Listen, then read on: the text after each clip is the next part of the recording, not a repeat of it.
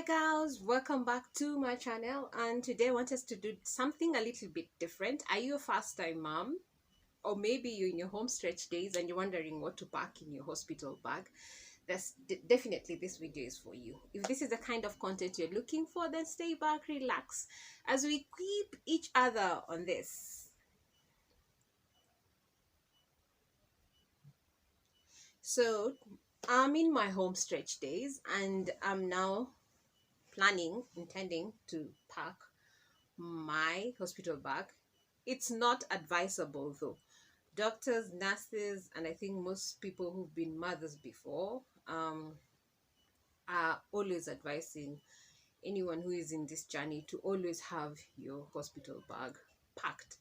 And today, guys, so we always, at least by week 25 or 30, because you never know, you actually never know, so you always need to have your bag packed. So today I just want to take you guys through what I'm packing on my hospital bag.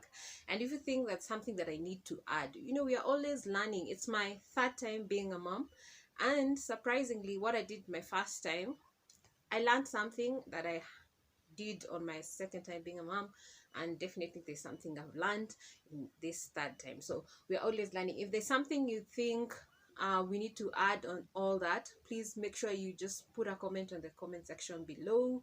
If there's something you need to, maybe we need not to consider so much to put in the bag as well, make sure you comment on the put that comment on this comment section below. I'm panting. Sorry guys, you bear with me. And so the first thing that you need to have is definitely a bag. I'm going to be using this bag. It's quite a big bag. I would call it bag. You need to look for a bag that it's not as big as a suitcase and not as small as a handbag or a backpack or something like that.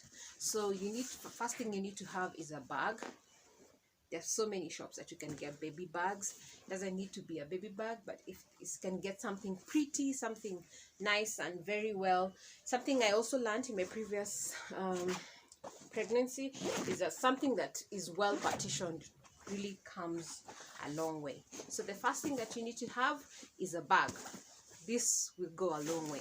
Okay, so first, the other thing I'm going to pack is actually it's now the first thing.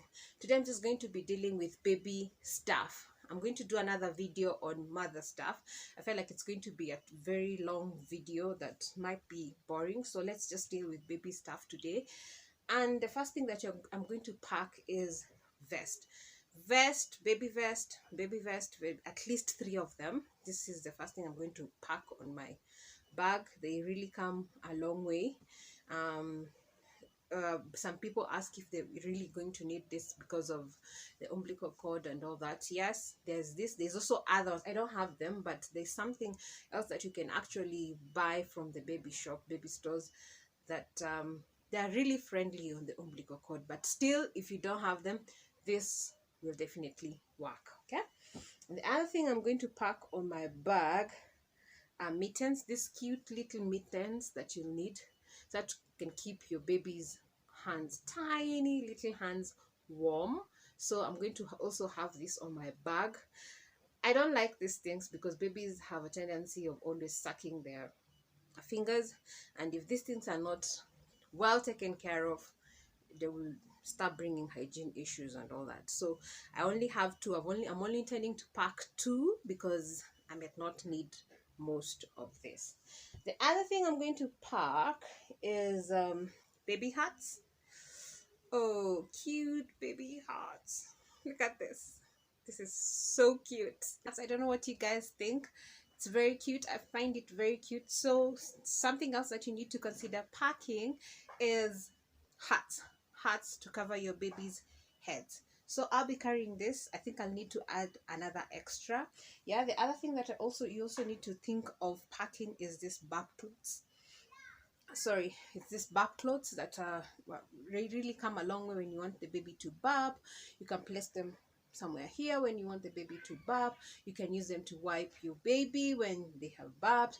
Again, you can still pull them at the baby's neck. It's never that serious. You can still put it at the baby's neck when you want them to burp. Yeah, sometimes, yeah, it has happened. You're trying to reach the feeders and you can't reach them. You can still use this. So I'm intending to pack 3 of this again. Remember the 3 rule. If you can have everything packed in 3, 3, 3, 3, maybe that would help you depending on the days that you're going to stay in the hospital. The other thing is socks to cover your little baby's feet. Yeah, so something else that you need to consider are maybe woolen socks. There are kids who are allergic to woolen, and they can only do cotton is nice, but I learned that woolen socks are much better because they tend to be warmer than what is wrong with me with this warm thing? Maybe it's because I'm getting my baby during a cold season. But yeah, something that you need to consider is woolen socks. And how do you know they're woolen? I don't know if you can be able to see this. This shows you that they are really woolen. So maybe you can consider having 3 pairs of this. Yeah. The other thing is this washcloths. You can have this washcloths for the baby. You remember, we really don't get a chance to wash the babies at the hospital, so you need such things when you need to wipe the baby. So I'm intending to pack these ones as well. You can write this on your list, they'll go a long way. The other thing is feeders. Remember, we had burp clothes, but also the feeders come a long way. Yeah.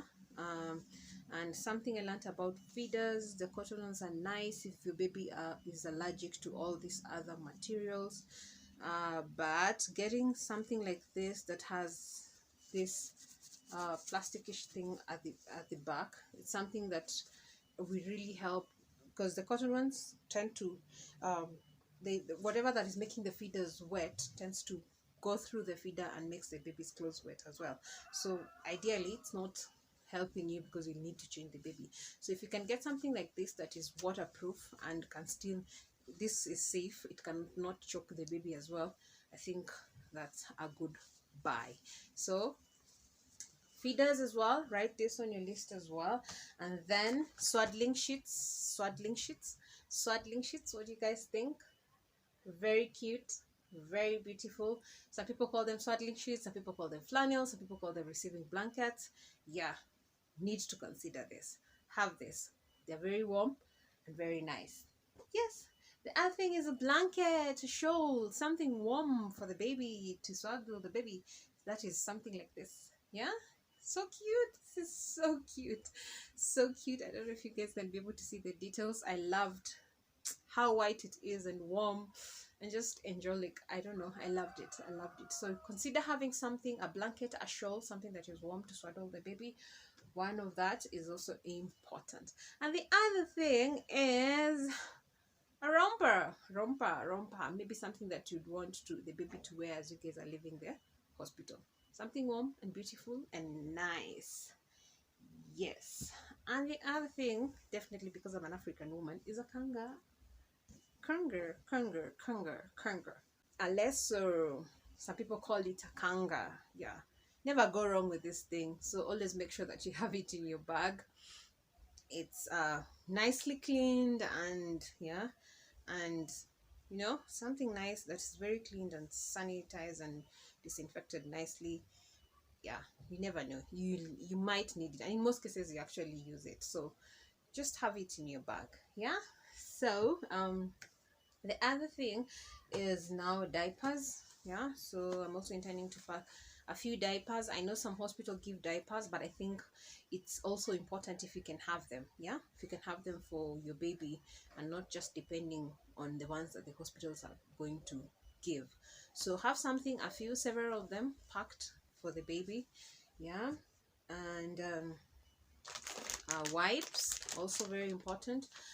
There's something I had a concern the last time with my baby, because wipes are very nice and they're hygiene wise, they're fantastic, they're nice, but I realized that they were too cold for the baby, so I always needed to have something that can make them warm before I use them. So maybe that's something that you need to consider. I preferred even using cotton wool and some warm water.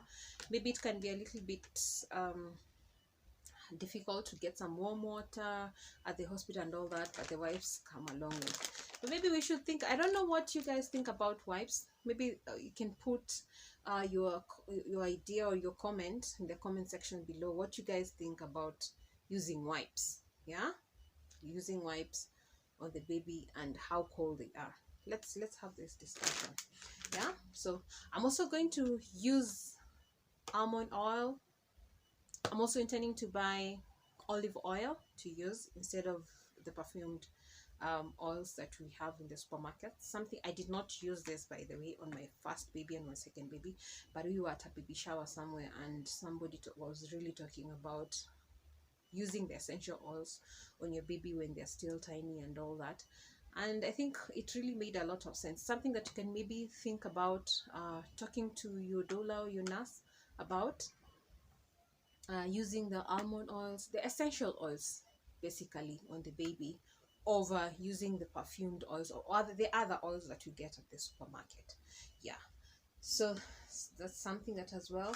And if you are a nurse or a dermatologist or something, that you can just maybe equip us on that, put your comment on the comment section below and we'll get to learn. As I told you guys, we are always learning, always learning, always learning. Yeah, so maybe some people will be asked, I would like to talk about the onesies. Some people can be asking me about why use the one, you've not packed the onesies. I learned again from based on my experiences, the onesies tend to really have, they tend to really go around the umbilical cord area, and you tend to, you know, it's still healing, it still has that tiny thing that puts it together. So I didn't want anything that can, you need to go back and forth around that area. It needs to be at least free and comfortable. So that's why I'm not packing any onesies, but we have vests that are purposely for that. You can get them at the baby shops. I don't have them, but my vest will still work. Again, trousers, where I'm not packing trousers, is because of the same reasons again, because I also tend to, around the waist area, you tend to be around that area. I try to avoid it as much as possible, yes. But if there's any way you guys think you can work around with the onesies and the trousers and the umbilical cord, again, we need to hear from you. Put your comment in the comment section below. Yeah, that's it guys. Today we're just going to be dealing with the baby. I'll be doing another video on what to pack for the mother. Thank you so much for tuning in and just being part of this. Yeah, and let's be prepared as expectant moms. Bye.